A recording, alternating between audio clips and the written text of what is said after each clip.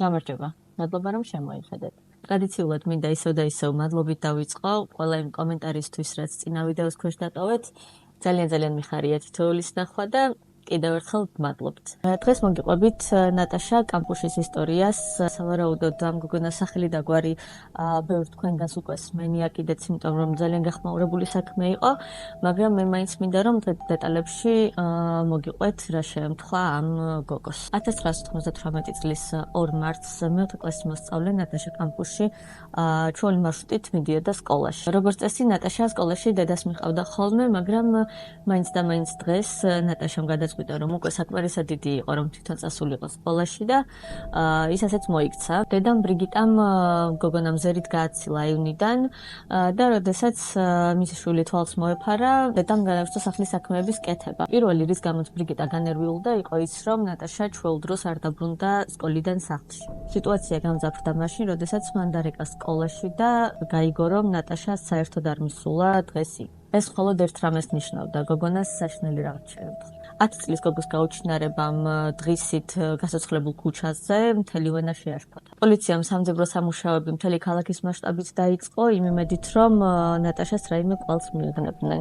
არაერთხელ მithქვამს, რომ ასეთ შემთხვევებში პირველი ეჭვმიტანილები ყოველთვის ოჯახის ახლობლები არიან და რა თქმა უნდა, ამჯერადაც პირველი ეჭვმიტანილები გოგონას მშობლები გახდნენ. ნატაშას დედმამ ერთმანეთს მაშინ დაშორდნენ, როდესაც ის 5 წლის იყო და უნდა აღინიშნოს, რომ არც ერთი მშობელი არ ყოფილა მის მიმართ განსაკუთრებით თბილი. დაშორების მერე ის დედასთან დარჩა საცხოვრებლად, თუმცა როგორც ამბობდნენ, დედა მას რაღაცა უმნიშვნელო ცუდი საქციელის გამოც კი სცემდა ხოლმე. და რაც ყველაზე გულდასაწყვეტი არის, ჭარბიწონის გამო ამცირებდა. აქედან გამომდინარე, ერთ-ერთი ვერსია ის იყო, რომ გოგონა დედამ მოკლა და შემდეგ გვამი გადამალა იმის გამო, რომ ის მას პირადი ცხოვრების აწყობაში უშლიდა ხელს. ერთ-ერთი ვერსია ისიც იყო, რომ გოგონა გაიტაცეს ორგანოებზე გასაყიდად, ან იმისთვის, რომ პორნოგრაფიულ მასალებში გადაეღოთ. ამეთგან არც ერთი ვერსია არ მტკიცდებოდა და პოლიციას არანაირი ხელმოსაჭიდი არ ჰქონდა. ისეთი შთაბეჭდილება იქნებოდა, რომ გოგონა უბრალოდ შუა ქუჩაში გაქრა. რამდენიმე დღიანი სამძებრო სამუშაოების შემდეგ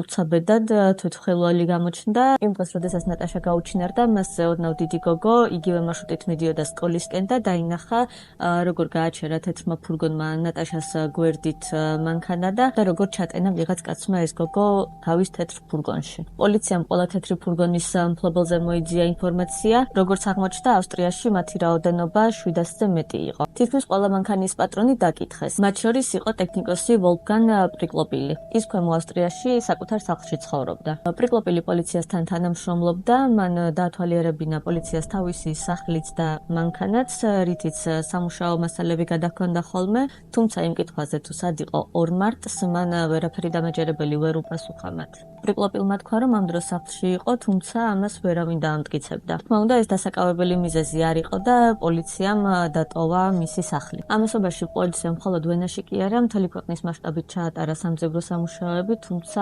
უშედეგოდ. და როგორც ასეთ შემთხვევაში ხდება ხოლმე, საქმე უკანა თაროზე შემოდეს. დროსთან ერთად გოგო ყველამ დაივიწყა. ხოლო დედას ჰქონდა იმედი, რომ მისი ქალიშვილი როდესმე მაინც გამოჩნდებოდა. ამ იმედში ჩაიარა 8 წელიწადი. 2006 წლის 23 აგვისტოს ამას არავინ ელოდებოდა, თუმცა ზუსტად ამ დღეს გაირკვა, თუ სად იყო 8 წლის წინ გამქრალი გოგონა მთელი ამ ხნის განმავლობაში. დაახლოებით შუა დღის პირველი საათისკენ ერთ-ერთი პენსიონერის სახლში შეიჭრა ძალიან გამხდარი გოგო. ის სირბილისგან ძლივს უნთქავდა და როდესაც სახლის პატრონი მას მიუახლოვდა და კითხა, ვინ იყო, გოგონა მხოლოდ 2 რამე თქვა. გამოიძახეთ პოლიცია, მე ნატაშა კამპუში ვარ. იმავე დღეს ცნობილი გახდა, რომ ვიღაც მამაკაცმა რკინიგზის ლიანდაგებზე სიცოცხლე თვითმკვლელობით დაასრულა და როგორც მივხვდით, ეს იყო 54 წლის ვოლფგან პრიკლოპილი. გაქცევის დღესვე ნატაშა მასმედიის ყურადღების ცენტრში მოექცა. განყოფილებიდან ის სრულიად დაფარულ მდგომარეობაში გამოიყვანეს. იმავე დღეს სამართალდამცავები გამტაცებლის სახლში შეიჭრნენ და იქაურობა გაჩხრიკეს. როგორც შემდეგში გაირკვა, პოლიცია ამ სახლში ჯერ კიდევ 1998 წელს ყოფილა დამნაშავის დასაკითხად მოსული, თუმცა საეჭვო არაფერი შეუნიშნავთ და ისევ გაბრუნდნენ უკან. მართალია ხელმოსაჭიდი არაფერი იყო ამ შემთხვევაში, მაგრამ ალიბის არ ქონა, უნდა ყოფილიყო უკვე საკმარისი მიზეზი, რომ ეს პერსონა სიღრმისეულად გამოეძიებინათ. სახლის გაჩხრიკის შემდეგ ყველაზე გამოცდილი პოლიციელებიც კი შოკში იყვნენ. პრიკლოპილის გარაჟში ერთ-ერთი სათავსოს უკან იყო საგულდაგულოდ დამალული კარები, რომელიც სარდაფში მიდიოდა. ეს სარდაფი 2.5 მეტრით ქვემოთ იყო და აქ არც დღიშუქი აღწევდა და არც არანაირი ხმა. სპეციალური სავენტილაციო სისტემა აქ ჟანგბადს უზრუნველყოფდა. ეს ოთახი 5 კვადრატული მეტრი იყო, თუმცა ის უზრუნველყოფილი იყო ყველანაირი საცხოვრებელი პირობით.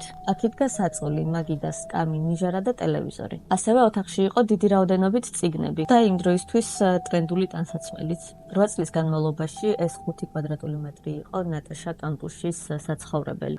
საიდან გაჩნდა დამალული სარდაფის იდეა, თვითონ გადაცების მოტივი რა იყო და სხვა დეტალების დამნაშავისეულ ვერსიას ვერასდროს ვერ მოვისმენთ და ერთადერთი მოწმე და სიმართლის წყარო ამ შემთხვევაში ნატაშა კამპუში. ბოლო წლების განმავლობაში მან ბევრი ინტერვიუ ჩაწერა, ასევე დაწერა 2 ავტობიოგრაფიული წიგნი, თუმცა როგორც თვითონ ამბობს, რა ხდებოდა ამ 8 წლის განმავლობაში, დეტალურად ის მაინც არ აჟღერებს. აი რა მოყვა ნატაშამ თავის ინტერვიუში იმის შესახებ თუ რა მოხდა 2 მარტს. ამ დღეს მან გადაწყვიტა, რომ სკოლაში მარტო წასულიყო და თავისი კლასელებისთვის ეჩვენებინა, რომ ის საკმარისად დიდი გოგო იყო. ერთ-ერთ ინტერვიუში მან თქვა, რომ მან შორიდანვე შენიშნა თეთრი ფურგონი და რაღაცა უსიამოვნო შექმნება დაეუფლა. მან ჯერ იფიქრა, რომ გზის მეორე მხარეს გადავიდო და თუმცა მე გაიფიქრა, რომ აქ არაფერი საშიში იყო და ეს ბავშვური შიშები უფრო იყო და გააგრძელა გზა. როდესაც ის ამ ფურგონს გაუსწორდა, უცნობი მამაკაცი გადმოხტა მანქანიდან და გოგონა შიგნით შეითრია. მთელი გზა გამტაცებელი მას ეუბნებოდა, რომ თუ კი გოგონა კარგად მოიქცეოდა, არ იხმაურებდა, ის მას არაფერს ატკენდა. როცა მანქანა გაჩერდა, კაცმა ის ნაჭერში გაახვია და წინასწარ მოწყობილ სარდაფში ჩამოიყვანა. თავიდან ნატაშა გამტაცებელს ეხვეწებოდა, რომ ის გაეშვა, უტყავდა ხელებს კარებს და ყვირილით შველას ითხოვდა. მაგრამ ერე მიხვდა, რომ ამ ყველაფერს აზრი არ ჰქონდა, რადგან მისი ხმა არავის ესმოდა. პირველი 6 თვის განმავლობაში პრიკლოპილს გოგონა ოთახიდან არ გამოუყვანია და იმ შემთხვევაში თუ ის ცუდად იქცეოდა, დასჯის მეთოდი შიმშილობა იყო. როდესაც პრიკლოპილმა გადაწყვიტა, რომ ნატაშა მეტნაკლებად დამჯერი გახდა, მას ის ზემოთ სახლშიც აყავდა ხოლმე. მიუხედავად ამისა, პატარა გოგოსთვის გაქცევის შანსი ნული იყო, ვინაიდან ყველა კარი დაკეტილი იყო და ყველა ფანჯარა ჩამოფარებული. ამასთან გამტაცებელმა ნატაშა დააშინა, რომ თუ ის რომელიმე კარს დაუკითხავად გააღებდა, აქ იყო ესეთი სისტემა, რომ მთელი სახლი ეგრევე აფეთქდებოდა. ნატაშა ამბობდა, რომ მან თითქმის თავიდანვე შენიშნა გამტაცებლის პათოლოგიური დამოკიდებულება სიზუფთავის მიმართ. ის ვერ იტანდა, როდესაც გოგონა ავეჯის ზედაპირზე ნათითურებს ტოვებდა. თუ ნატაშა ვერ იცავდა სიზუფთავეს ან პრიკლოპილის სხვა მოთხოვნებს, ის მას სასტიკად სცემდა ხოლმე. ერთხელ მან გოგონას თავიც კი გადაპარსა იმის გამო, რომ ვერ იტანდა, როდესაც მას თმა ცვიოდა და ის ამ თმას დაბლახედავდა. უნდა აღინიშნოს, რომ პრიკლოპილს გოგონასთვის წიგნებიც მიქონდა ხოლმე და მათემატიკაშიც ავარჯიშებდა. გაურკვეველია რატომ, მაგრამ მას უნდოდა, რომ გოგონას რაღაც ცოდნა მიეღო გარემოზე და არითმეტიკაში. გაუგებარია რატომ, მაგრამ მას მედიას ძალიან აინტერესებდა ის ფაქტი, გალადობდა თუ არა პრიკლოპილი ნატაშაზე სექსუალურად. ნატაშა დიდი ხნის განმავლობაში ამაზე კომენტარს არ აკეთებდა, თუმცა 2013 წელს განმოვიდა ფილმი სახელწოდებით 3096 დღე, რომელიც დაფუძნებულია ნატაშა კამპუშის მოგონებებზე. ამ ფილმში რამდენიმე სცენა არის მსგავსი ხასიათის და შემდგომში თავის ინტერვიუში ნატაშა დაადასტურებს, რომ ძალადობის შემთხვევები ნამდვილად იყო. როდესაც საზოგადოებამ ყველაზე საინტერესო კითხვაზე პასუხი მიიღო, მას უკვე გაუჩნდა კითხვა იმასთან დაკავშირებით, თუ როგორ მოახერხა ამ გოგომ არა მხოლოდ გადარჩენა, არამედ გაქცევაც. ნატაშა ამაზე პასუხობდა, რომ ტყვეობისას რაღაცნაირად მოახერხა და მიიღო ის მოცემულობა, რომელიც იმ მომენტისთვის ჰქონდა და ასევე მოახერხა წინასწარ ეპატიებინა ჩადენილი დანაშავისთვის. სწორედ ეს დაეხმარა მას გადარჩენაში და იმ შემთხვევაში თუ ნატაშას ზიზღის გრძნობა ექნებოდა ამ კაცის მიმართ, ეს მას ჯერ შინაგანად თვითონ შეჭამდა და საბოლოო ჯამში რაღაც გაუაზრებელ საქციელს ჩაადენინებდა, რასაც რა თქმა უნდა პრიკლოპილი მას არ აპატიებდა და ეს ყველაფერი შესაძლოა ძალიან ცუდად დასრულებულიყო. ნატაშა ძალიან ჭკვიანურად მოიქცა, როდესაც გადაწყვიტა, რომ დამჯერი გოგონა ყოფილიყო. ამით მან დამნაშავის ნდობა მოიპოვა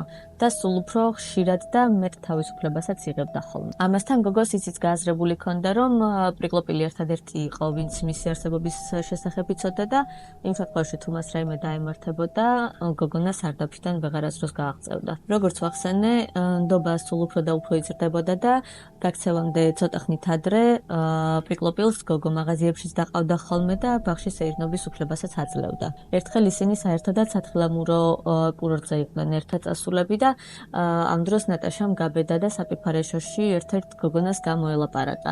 ბედის ირონიით გოგონა უცხოელი აღმოჩნდა და ნატაშას ნათქვამიდან ვერაფერი გაიგო. დროთა განმავლობაში პრიკლოპილის სიფხიზლე იკლო და ის ნატაშას მაშინაც არ მალავდა ხოლმე, როდესაც მასთან საქმიანი პარტნიორი მიდიოდა. გადამწყვეტი მომენტი მაშინ იყო, როდესაც პრიკლოპილმა თავისი მანქანის გაყიდვა გადაწყვიტა. ის და ნატაშა მანქანის სალონს სამწორს ასრულებდნენ, რა დროსაც მას პოტენციურმა მყიდველმა დაურეკა და სწორედ აქ დაუშვა მან ყველაზე დიდი შეცდომა. მან ნატაშას თქვა, რომ დამწორს ასრულება გაეგრძელებინა, თვითონ კი სახლში შევიდა ტელეფონზე სალაპარაკოდ, სადაც ხმაური არ იყო. ამასთან ერთად ჭიშკარი ძღია აღმოჩნდა. მან ტორსასრუტი ჩართული დატოვა და გაიქცა. რაღაც მანძილის მერე ის ზუსტად იმ პენსიონერი ქალბატონის სახლში აღმოჩნდა, რომელმაც დარეკა პოლიციაში. უნდა აღინიშნოს, რომ ნატაშას შემთხვევა გამონაკლისი არის, რადგან მსგავსი შემთხვევების შემდეგ მსხვერპლები ამჯობინებენ ხოლმე ცხოვრების სახლიდან დაწყებას. ისინი იცვლიან სახელს, გვარს, გადადიან სხვა ქალაქში ან სხვა ქვეყანაში და ყველაფერს თავიდან იწყებენ. ნატაშა კი პირიქით არც თავის სახეს მალავდა და ინტერვიუებზეც ხშირად დადიოდა. ისიც უნდა ვთქვა, რომ ნატაშა ყველა ინტერვიუში თანხას იღებდა, რაც რა თქმა უნდა მისი გაკრიტიკების მიზეზი გახდა. რა თქმა უნდა ხალხმა დაიწყო ლაპარაკი, რომ ეს არასწორი იყო და ადამიანი თავის ტრაგედიაზე ფულს არ უნდა შოულობდეს, თუმცა მე პირადად ამაში ცუდს აბსოლუტურად არაფერს არ ვხედავ, რადგან ადამიანი სადაც ამდენრამეს გამოაკლდა ცხოვრებაში და არაფერი უტახავს იმ წლების განმავლობაში და რატომაც არა რომ თავისი ამ უბედურებით რამე სარგებელი მაინც ნახოს და ეს სარგებელი იმ უბედურებასთან